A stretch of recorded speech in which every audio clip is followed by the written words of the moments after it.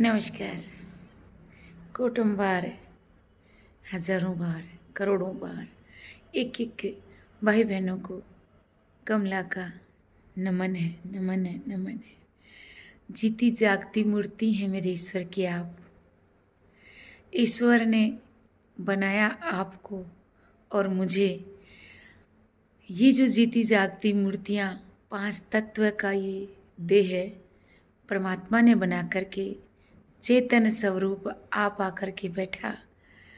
जब ये शरीर बने, ये चेतनता आने से, ये स्वयं चेतन अंदर प्रविष्ट होने से ये शरीर चल रहे हैं। और जिस दिन ये चेतना बाहर हो जाती है, उस दिन ये 5 तत्व के शरीर 5 तत्व 5 में मिल जाते हैं।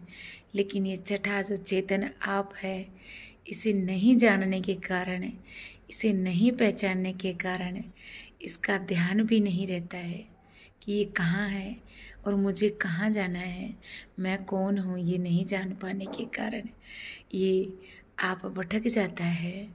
तो ये भटकने के कारण ही ये इसी का अंश होते हुए भी इस विशालता भरे परमात्मा का, इस निराकार का, जिसे अल्लाह ईश्वर गॉड कह रहा हूँ, उसका अंश होने के उपरांत भी इसका नहीं हो पाता, इसके अंदर नहीं मिल पाता। तो प्रार्थना सभी से कि जान लीजिए ये मनुष्य योनि उत्तम योनि है। इस उत्तम योनि में इसे जान लीजिए। अगर इस उत्तम योनि में इस निराकार प्रभु परमात्मा को नहीं जाना तो फिर ये 84 का जो चक्र है बहुत लंबा है, बहुत लंबा है।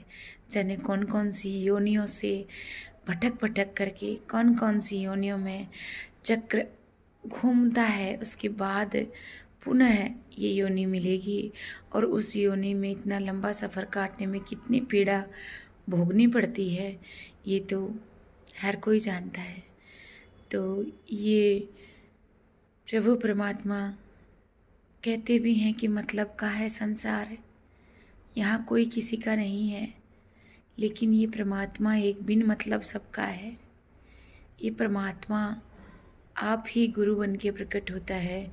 ये आप ही सतगुरु रूप धारण करके, ये कभी राम बन के, कभी श्याम बन के, कभी कृष्ण बन के, तो कभी शंकर बन के, कभी किसी न किसी रूप में यह आप प्रकट होता है।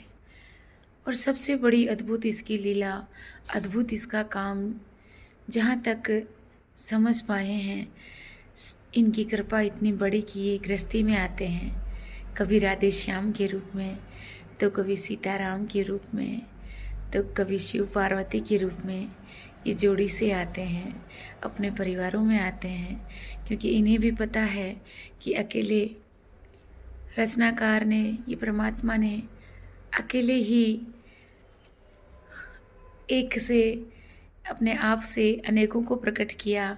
इसका भेद भी यही होगा कि इनका भी बिना भगत के, बिना अपने रूपों के, अपने ही दूसरे रूप सूक्ष्म विशालता से सूक्ष्म बना बना करके स्वयं की इस विशालता को सूक्ष्म रूपों में डाल करके, और इस सूक्ष्मता को इसने अलग रूप दिए ताकि हर पल इसका ही गुणगान भी होता रहे, हर पल इसी से प्रेम करने वाले रूप भी सामने हों।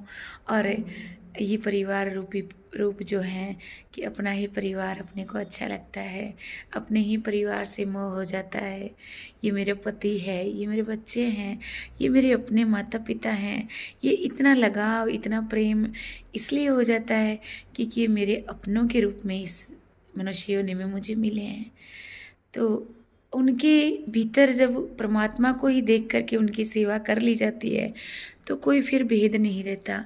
फिर वो उन्हीं के प्रति प्रेम जो है वो परमात्मा का ही प्रेम बन जाता है। क्योंकि परिवार के अंदर सबसे पहले सेवा, सबसे पहले प्रेम बांटने की ज़रूरत होती है। फिर परिवार से बाहर समाज, समाज से बाहर अपने अपने जो कुटुंब कबीले हैं, ये सामाजिक व्यवस्थाएं जो ईश्वर ने बनाई हैं, ईश्वरीय विधान है कि कोई अपने समाज में रहता है तो उसे साथ मिल जाता है समाज का, समाज से बाहर राष्ट्र बन जाते हैं, अपने अपने राष्ट्र हैं, अपने अपने देश हैं, तो अपने अपने देश के अंदर की एक देशभक्ति की भावना बन जाती है। बाकी तो ब्रह्मांड सारा ही इसी का है, इसी परमात्मा की रचना है, लेकिन इस सारे संसार के अंदर अपने को कहीं कहते हैं कि इतना विशाल है, तो इतना संसार इतना बड़ा है, इतना तेरी रचनाएं इतनी रची जा चुकी हैं कि तुझ विशाल के अंदर कहीं मैं इतना सा भी कीड़ी से भी चींटी से भी कम नजर आता हूँ। तो जो चींटी से सूक्ष्म सूक्ष्म से छोटी से छोटी अणु मात्र मैं हूँ, तो वो मेरे अपनों के घेराव से मुझे लगता है कि हाँ मेरा अस्तित्व भी है। तो ये पहचान ज़रूरी है इस परमात्मा की, और ये इनके साथ हर पल प्रीत ज़रूरी है। तो बस यही कहूँगी कि सभी इस ईश्वर से प्रेम करें, और सभी इससे सच्चे मन से प्रेम करेंगे तो ज़रूर खोज पूरी होगी, और खोज पूरी होगी जब अपने आप का परिचय भी होगा। नमस्कार। माफ़ी चाहती हूँ अगर कोई किसी को मेरे वचनों से या मेरी बात से किसी प्रकार से भी हर्ट होता हो तो माफ़ कर दीजिएगा। नमस्कार।